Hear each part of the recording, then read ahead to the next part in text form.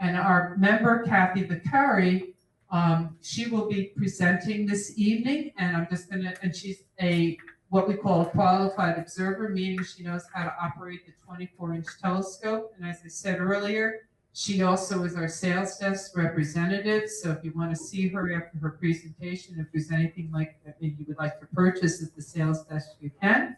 And with that, I'm going to turn this over to Kathy. Thank you, Mary. All right. Indeed, welcome September. For those of you like myself who have been dying for the fall to come around, indeed it is here. I'm delighted about that. And we have some very interesting things to show you, but primarily everyone's interested in whether there's a planet to see at night, and good old Saturn is coming around again. It's a late night viewing, but I'll give you more details about that. Just to start, I usually have a little humor to start things off, for better or worse, and this poor fellow writing a war letter is just perfect for it.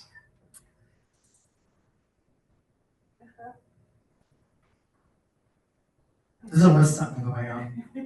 I think they should change the logo to reflect us and that little guy standing by the barrel, or sitting by the barrel, who apparently is not there anymore, and they may go back to it, whatever corporate America thinks. But I thought that would be kind of cute, and there he is back. And since it's New Jersey, I just have to do this. There you go. Also, I love the Onion Press, which is, as many of you know, it's out of New York. It's a satirical press thing. So when you see a headline, you don't panic right away. And not to show any disrespect, but I thought this was amazing. The poor fella has passed away, but somebody will always come up with a little bit of dark humor. Okay, getting serious now. For space news, I wanted to show you this because it came up in the Times a few days ago. And so it is something that is trending, I guess. But there was a whole group of Brazilian scientists, and they're all women, and they go all through the South American country trying to preserve meteorites for scientific study and public display.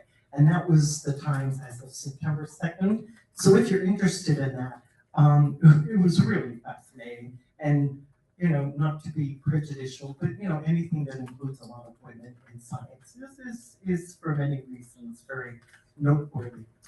Okay, the first thing that's going to happen is fall will officially come on September 22nd, 8:22 our time. The weather would be changing, I'm sure, before and after that. And again, some of these scientific terms, a lot of you are very advanced, more advanced than I am. But things like equinox and solstice, I like to tell people not to panic because they're simple explanations. Also, the same thing when you look at a star chart. A lot of you already have that on your desk for September. There are a few more back on the sales desk. But when you see those names and shapes, you know, don't panic, because I started from scratch, learning my favorite, which is probably Orion, and then I try to find it every night for a while, and then move to the next one because it was next to some constellation I knew. So my theory is if I can do it, you can do it. The equinoxes are easy to remember, both the spring in March and the autumnal in September, because just think of equal, meaning equal day, equal night, mild weather, equal heat and cold, I guess. So that's how I remember that. Probably our favorite set of months, which is spring and fall, use that equinox thing. And they're not, as you can see, it's our leaning on our axis that determines how hot and cold it is, because strangely enough, in our orbit around the sun, it's not really, there are very few, if any, orbits that are really circular. They're sort of like ovals. And at a certain point, the Earth is slightly closer to the sun than others. And that isn't in June, it's actually in January, which is funny. But it's the tilt of our axis and the direction of the sun's rays that make it hot, or when it's when North America is facing away, as you see it on the right with this December solstice. It's not getting the heat waves, and it's cold. So there you go. This was a kind of a cool little gift here. It shows where the most direct rays hit the Earth in each season.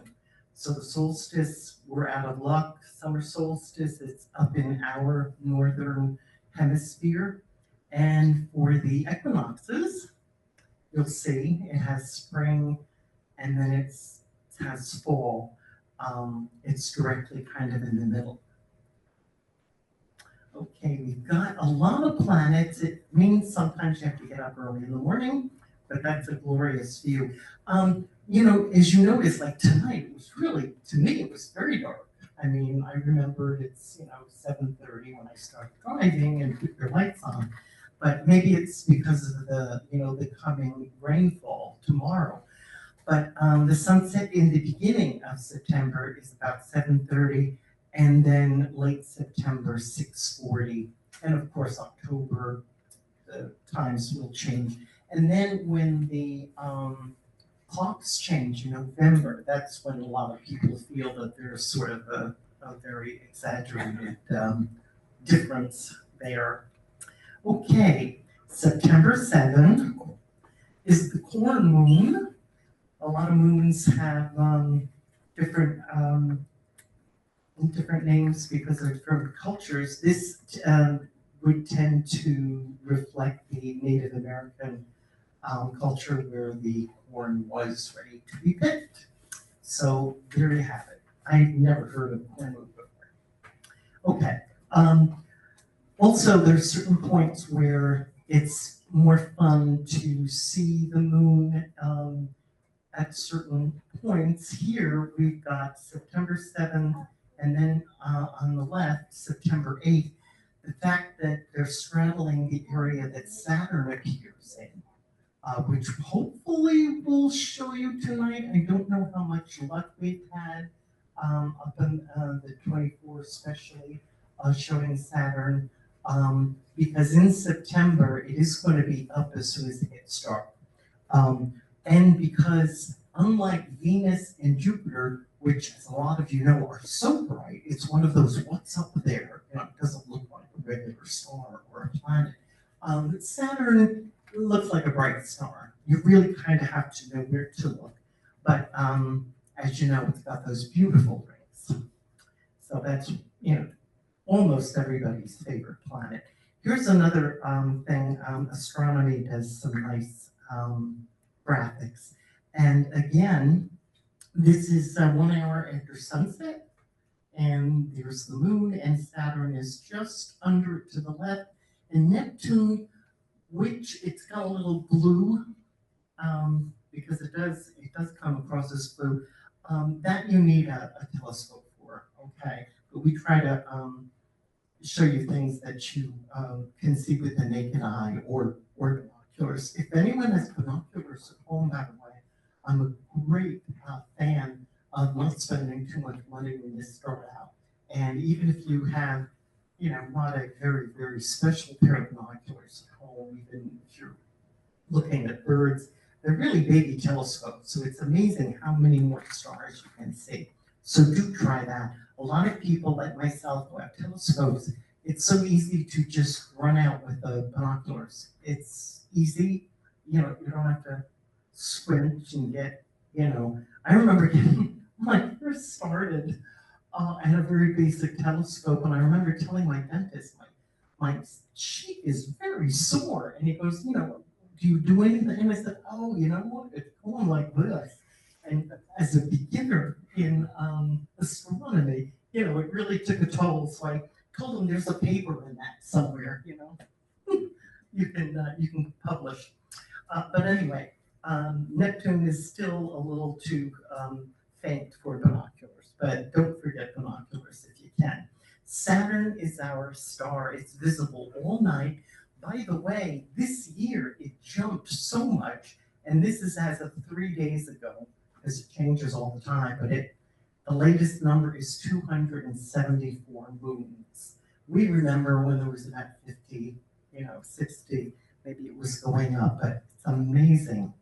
And like paleontology, actually, and science, under the ocean, oceanography and everything, you're just always learning something with astronomy, because the universe is a very busy place and it keeps growing, and there's stars living, being born and dying all the time. So here's just I like this graphic because it shows you some of the parts of the ring that we love so much in Saturn. They can be as little as, a pebble and as big as a school bus, but all the outer planets, Saturn, Jupiter, Uranus, Neptune, they all have rings, but most of the others are mostly dust.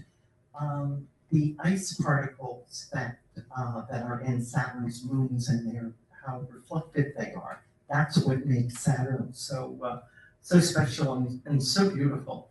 When we say that the prime month for any planet reaching opposition, which Saturn will, September 21st, it just really means the Earth is between the Sun and Saturn.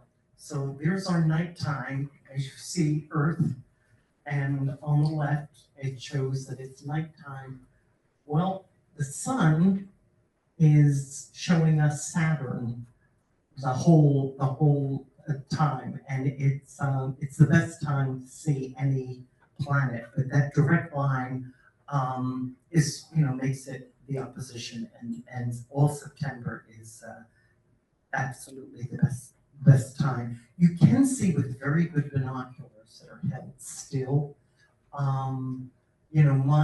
I have a pretty good set of binoculars. You can see the suggestion of rings, but it's best to come here to Sperry and take a look at through our telescope. One of the fascinating things, I want to center on Saturn a little bit because it's our major planet. The Cassini spacecraft, named after the Italian scientist who discovered the rings had a separation. As you see, we're finding out, how many fascinating facets the rings have, but he's the one who was able to actually see that divide there. So we sent a spacecraft up, and it was amazing what they showed. One of the factors about Saturn right now, I'll show you, is the rings are kind of edge on, different years. They either go like this or that, and you get a better view of the rings than the actual globe, as it were. But I remember, studying a bit about Saturn a few years ago when, again, the rings were almost straight on. It was kind of hard to see that classic view. But look at how amazing Saturn looks. There is actually a hexagon at the top, which is, like a genius of geometry or something. And what it is actually a jet stream, like a hurricane, except you wouldn't call it a hurricane in Saturn. But this is a gift of how amazing it is, and it really just looks like, as you saw before, like it was painted. It's just absolutely gorgeous. And it's about 200 miles per hour. We're just finding out about these things. So how long has that been going on? The mission, actually some of us went to hear Carolyn Porco because of course it takes years to go over the information that is gleaned from a spacecraft and their mission. Yeah, there she is. But it was just fascinating what was coming out of there. They were actually saying, okay, how long has this been going on? And here, for all we know, it's existed for at least 38 years. But then again, all these things could be older, or they could be fairly new, and we wouldn't know it because we're just getting familiar with them now. So that's just amazing. Here is a wonderful photo taken not too long ago. It is our friend and member Cliff Ashcraft, he has sort of a backyard observatory. He does a lot of good photo astrophotography. And this is actually a very good representation of what Saturn looks like, and actually the same with other planets, but mostly Jupiter and Saturn. We can see a lot of their moons transiting, just crossing over, which is really amazing. And it's, amazing times infinity when you see Titan on the left there, as you see on the screen. That is the actual moon or satellite. And the shadow is what you're seeing on the actual globe of Saturn. So thank you, Cliff. That was a great catch. It really was. He got up early, 3 a.m. Okay, he got up early in the morning to get that. Now, the one thing Cliff is very good at is when he takes photos of Saturn or anything else, he lets you know whether south is up or down the way we would expect it, because the way telescopes work is they actually, their images are upside down. Sometimes it doesn't matter, but usually, and I found that some people aren't careful to show,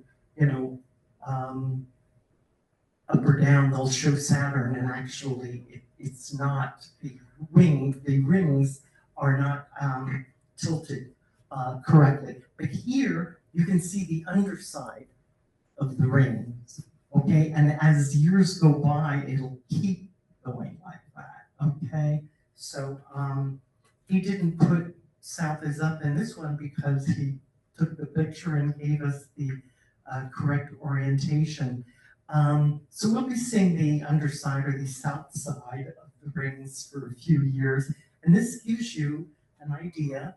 Back in 2022, they were the other way. You were seeing the top, and it was kind of bending towards us, the rings.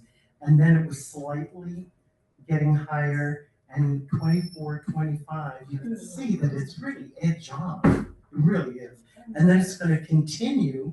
You see down in 2026 on the bottom, and 27, 28, 29. So, this is how Saturn looks to us, judging where Saturn is in its journey around the sun. It changes all the time, and where we are.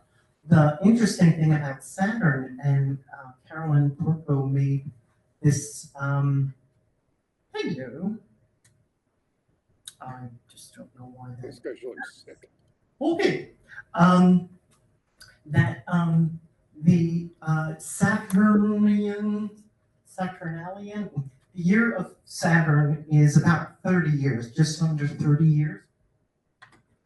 So really, they knew they were going to get a certain season when they went up there.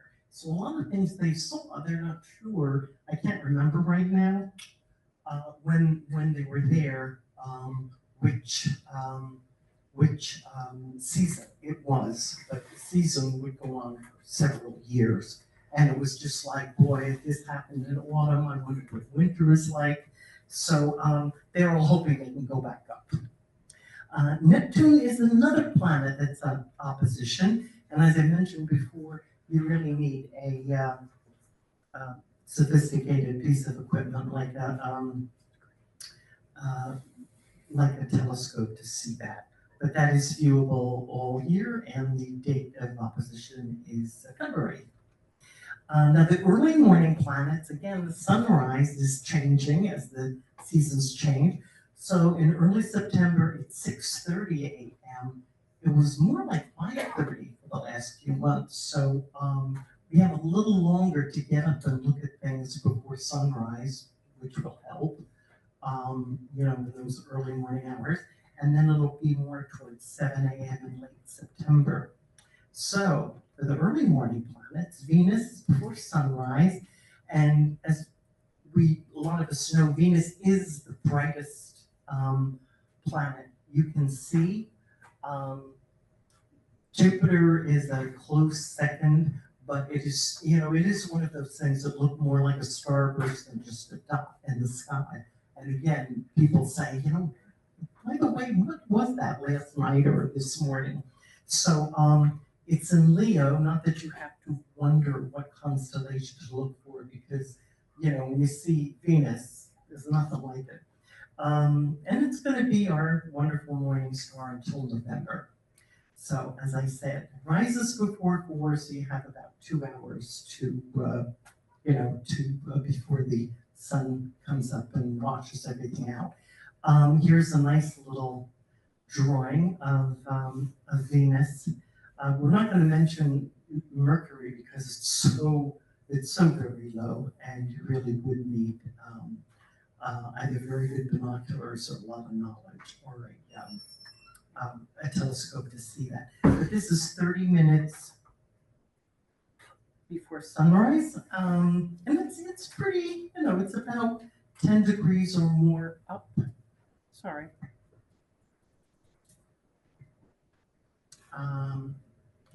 It's high enough up in the sky. All these things rise, but you don't have to wait till they get above the horizon. So here's a little bit about Venus. Early September, that's where it is, and it's coming down a little bit, September 15th, and then the end of the summer, or the end of the September, it's actually under Regulus. There is it's kind of the lower, very bright star in Leo, which is like a backward question mark, and the dot there is Regulus. So see it when you can. It's wonderful. And early September, you see that beehive. That's a cluster that is extremely pretty. I don't know whether Venus would wash it out, but all you have to do is look slightly to the left, and it's this wonderful little open cluster. One of those little deep sky objects we always, tell people about so they can practice their photography. Then Jupiter is actually rising earlier, so that's going to be first. That's 3 a.m. in early September and 1:30 late September, which is cool, meaning you could stay up till 1:30 and maybe catch a little of Jupiter without having to get up early.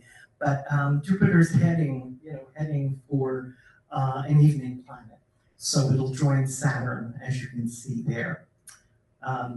All right, just giving you a few points about Jupiter, and here's another from last year, Cliff doing a wonderful photo.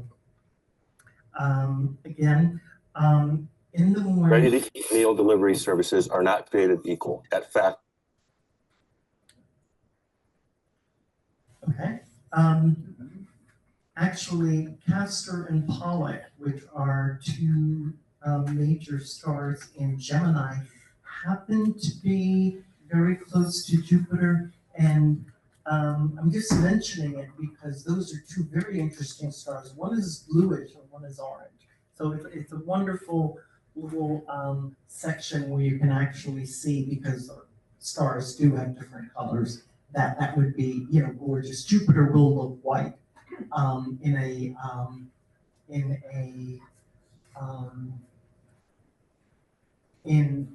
actually, if you look at it through a telescope, it will give you some of that golden look that Jupiter has with its fans. But in terms of either looking at it naked eye or preferably using a pair of binoculars to check out the color of castor and pollock would be a treat. All right, here's another nice, this is actually a few days ago, Tony Sharpman, one of our astrophotographers, and after the talk you can take a look at all these pictures on your left. I'm not sure Mary usually mentions it, but we have a lot of talented photographers, and that is a perk of joining the group because we teach anybody to do anything that we do. So I have not learned how to do that, but I would love to. Here you have one of its satellites, Io, crossing in front of the planet. We're seeing the actual satellite, not the, that's a bug. Okay, it's moving. We see the actual satellite, not a shadow. But thank you, Tony, for that. Now, constellations, we're really going to center on two. We've talked about the others all, the past few months, but a lot of these summer constellations are still overhead. So, as difficult as it is to see either something on a screen or the sheet of paper, where you have the sky for September that I've handed out, they do tell you how to orient yourself and actually hold it over and make sure, that where north is where your paper is pointing to or near. But this is, the sun rises in the east, same with the moon, and with the season constellations, and over time they sink in the west. This is kind of it's kind of opposite where we are because this is really east. So if you're looking for Saturn, for example, or the moon rising, it's going to be like this, go over more or less, not quite overhead, a little south of overhead, and then in a few hours sink in the west. So these are the ones, sinking in the west. Really, as soon as it gets dark, these folks are going to be overhead, okay? And they are the first things that get bright. So it'll be kind of easy. And actually, Lyra, Cygnus, and Aquila, they're major stars for what they call the summer triangle. So it's a really good way to find your way around the sky. I have gone into more detail, but Vega, which is the chief star of Lyra, which is where Jodie Foster presumably went in the movie Contact. Okay, that's got a lot of popular culture credit. But that has if you look with binoculars, first of all, you'll see so many stars, other than, just these. But there's something off to the left that are two tiny dots, and it's called the double, and it's a favorite of mine. I just sometimes look at it for the heck of it, because in reality, those two dots are themselves double stars with an amazing amount of space between them. So astronomical distances. Really, when you get to know individual bodies, you realize how huge the place is. But just remember to find your way around. These of the cells are, very fascinating. There are a few what we would call deep sky objects. So we actually have a few to show you that our people have taken really good photos of. So I'm gonna, especially around Cygnus here, I'm gonna refer to that area later. We've got Pegasus and the Andromeda constellation, that V here, okay? And you see I put a little miniaturized Andromeda galaxy there, and we'll try to show you how to find the galaxy with binoculars. And even if it's just a smudge, which it pretty much is, if you even look at our telescope, the fact that you know that smudge is a galaxy is, just mind-blowing. I just love it. So going back, here's Mark, one of our members.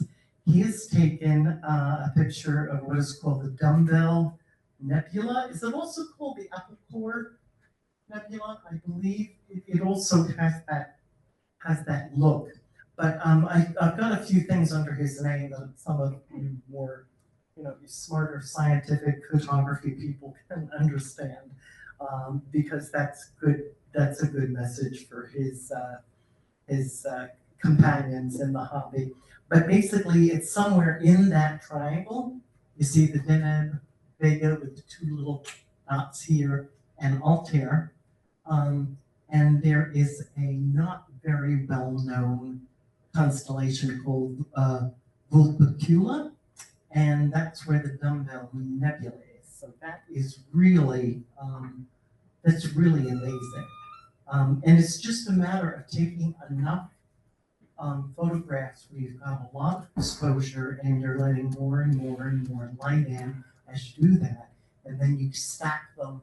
And some people can describe it in a better way than I can. But and you also can fool around with the color. Some is obvious. Some you assume a lot of the chemicals involved do have a color. So there you have it. So thank you, Mark. And that's really where that's where the next photo coming in. Let me just go back here and the next one is actually over here. So we're not showing the whole constellation, but our next person has taken a picture of the Eagle Nebula. So it's just under Aquila there, and that is Vega. Okay, so the other part of the triangle is over there, but this part of the sky has an Eagle Nebula, which a lot of you probably have seen pictures of part of it, because now this is Donna Harris. That guy had frame. Who has really done very well. And one of the things she mentioned is while she was learning, she had a very good photographic background or photography background. But all the people who had been doing stuff for years, like Cliff and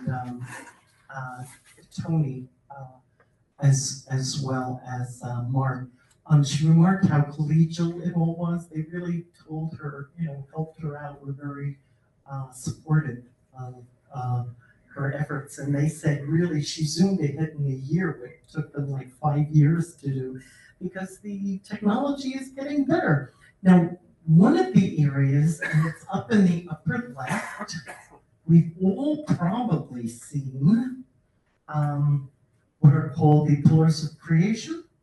And that, you see, that was the left part of her, the upper left part, where she zeroed in on to let us know that that's where it comes from. So that's really cool. That particular picture on the right is, I think it's from the Hubble, but Donna's is on the left. So, also, apparently she was taking these photos and on her roof, for a lot of the time that she was honing her skill. There was this wonderful little eagle.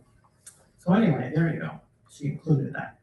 And she also, actually, a number of us go every year to an astronomy retreat in the Adirondacks. It is run by David Levy, who was the comet hunter, who with Shoemaker, they discovered Shoemaker-Levy 9, which in the 90s, it had already broken up into fragments by the time that they discovered it. And then like a year or two later, it crashed into Jupiter. And because we have all these, what would you call it, reconnaissance orbiters and things like that, and we're able to take pictures of things that happen live. We have a great picture of the plumes of dark a dark smoke that were created on Jupiter, and then they disappear. But anyway, one of the things we're always trying to get is a good shot, the Milky Way. This is what it looks like. And I'll show you in the next picture or two where the actual shaded part of any map, they go, that's the Milky Way, the shaded part. And then when you go to a dark sky site, it's like this, mesh of, it's like, oh, so that's what it's supposed to look like. So that is, there must be part of the triangle there. I'm not sure. Down here, it really looks like you're getting Sagittarius, actually. Yeah. Right, so it's really a great shot. So anyway, that's what we could go outside and see all the time if we were in a dark sky. Also, I think they lightened this one up a little bit to show this shaded part, see, is the Milky Way. So anytime you go here, where we were talking about those other deep sky photography things, anytime you look in that area with the binoculars, you just see it's star-studded. A lot of the rest of the sky isn't particularly that great, but it's just so wonderful. Now Pegasus, right in the middle there, is actually attached to the Andromeda constellation. They kind of meet at the upper left of that square. It's called the Great Square of Pegasus. And Pegasus is named for the horse of myth. This very classic, on the left, obviously, is the hero Perseus, who has slain the snake lady Medusa. And out of her head comes this beautiful white horse. So that is Pegasus.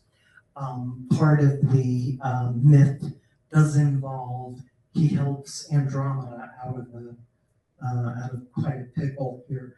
And when his constellation comes up next month, I will be able to tie them all together. But on the right, you've got sort of a PG-ish view of Perseus and the snake lady's face. Okay. It's derived from the Greek, which means springs or waters. And as you see, if you have on the left, you would have the normal kind of the bare bones of the front part of the horse. It's really just half a horse. In the sky, it's upside down to make not the fine point of it. And there you go. There it is again. There is a that great square, which actually a lot of graphics and sky charts like the one I gave will give you like bigger dots for stars that you can see with the naked eye. So that's pretty easy to find, even in New Jersey. Okay, so that is there, and then there's a cluster off to the side. You can see in the graphic on the left with the green. Whoops, never mind. I wanted to show. I thought that was showing somebody's photo, but let's move on. The other thing is there is a supernova, and up here in the left, NCG 7331. It's usually in these graphics to show you that there is a special deep sky object. And actually, one of our other members, Isabel, just a few days ago, there is a supernova happening, and we're able to take pictures. Of course, it's sort of a time thing. This would have happened millions of years ago, and we're just seeing it now. But that is, at this point, our view of the supernova is happening.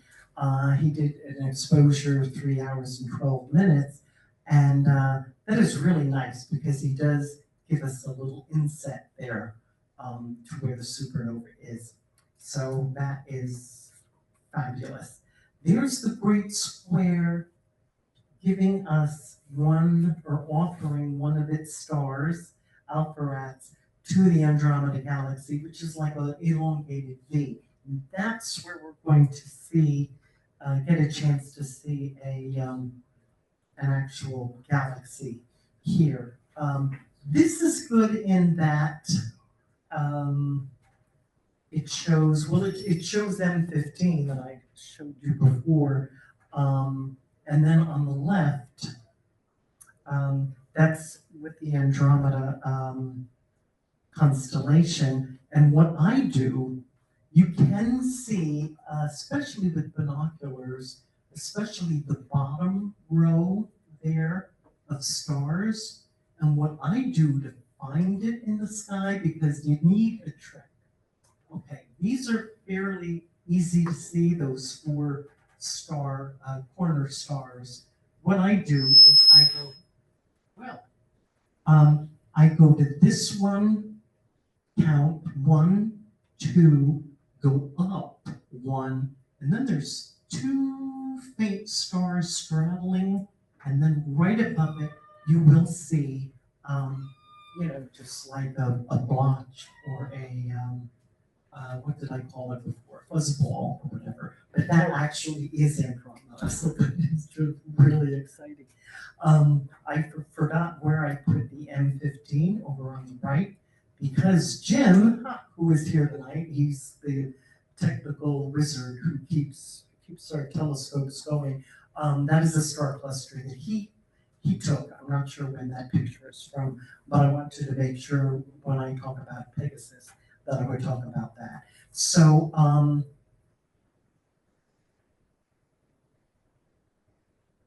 right.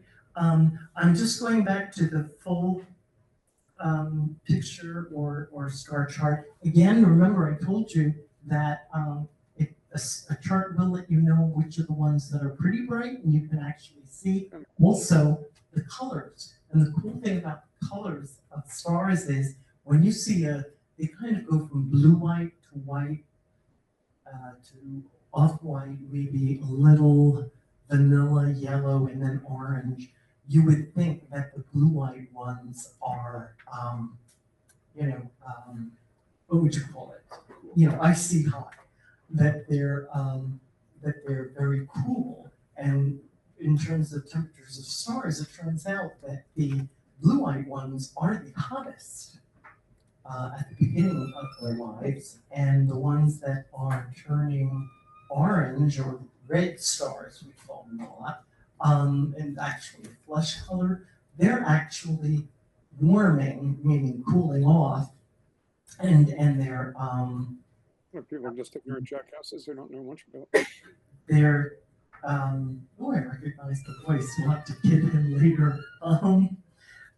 They're actually expanding their shells, and they're starting to die. It takes millions and millions of years. But anyway, that's the cool thing, that the blue stars are actually hotter than the red ones. And you see this, again, this is another way of showing that you count 1, 2 from the corner, and then up 1, and then these 2 little stars are kind of not showing. And then there is your fuzzball. So there is Andromeda, who is a character in myth, and every culture has their stories to do with the shapes of stars and constellations. And there you can see, again on the bottom, you can see how you can, even though you've got binoculars and you can see all these other stars, you can see that that those stars going towards and showing you where the galaxy is. Andromeda is actually the daughter of Cassiopeia. A lot of you know Cassiopeia is either a W or an M in the sky. And there's a story that goes with that, but we'll do that next month. I also wanted to show popular culture, Wrath of the Titans. Apparently she's not so helpless in this one.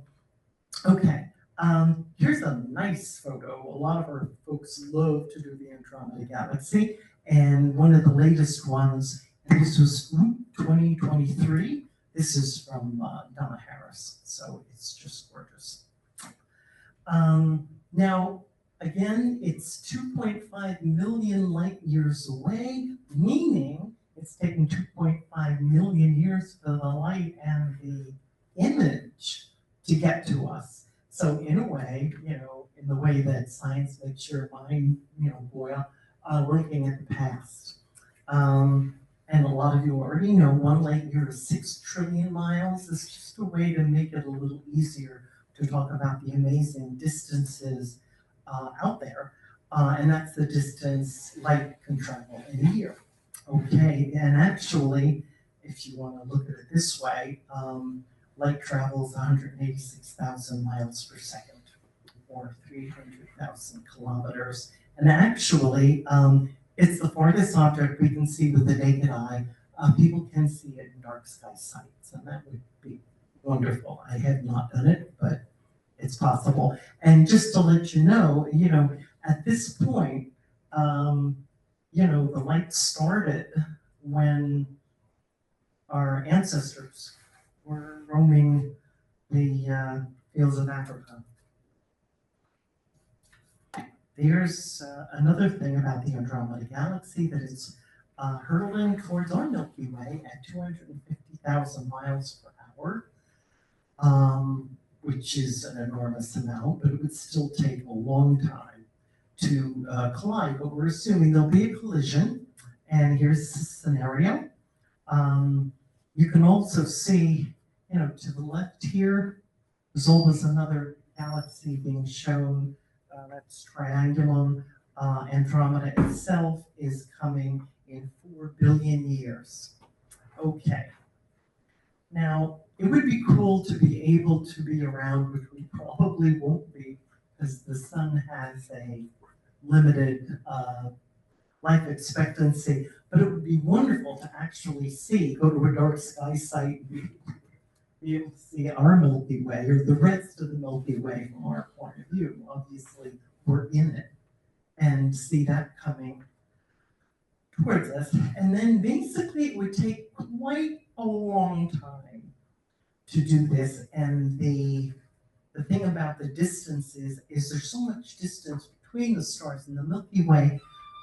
When it collides with another galaxy, which it may have done before, we may be a mixture of other galaxies from way back, nothing is actually necessarily going to crash into something else. We may just pass them by and fill all that space.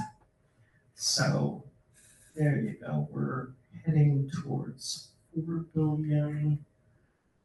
And there's the other galaxies that are just hanging around. There we go. Little guy on the bottom. So we would just keep sort of this dance going on, and we just end up forming another big galaxy. And like I said, it's not like, anything could actually be close enough to catch. So that's a nice little way to look at it. All right, that's enough. Again, I want to thank you for your attention. This is something my mother wrote to me on a card when she found out I was into astronomy. She wasn't either, but it was a really great way to show how we feel. It's just such a beautiful hobby. It's free, it's happy, and it keeps us amazed. And here's acknowledgements of people who have helped me over the years, and some of the sites I've gone to. Thanks so much.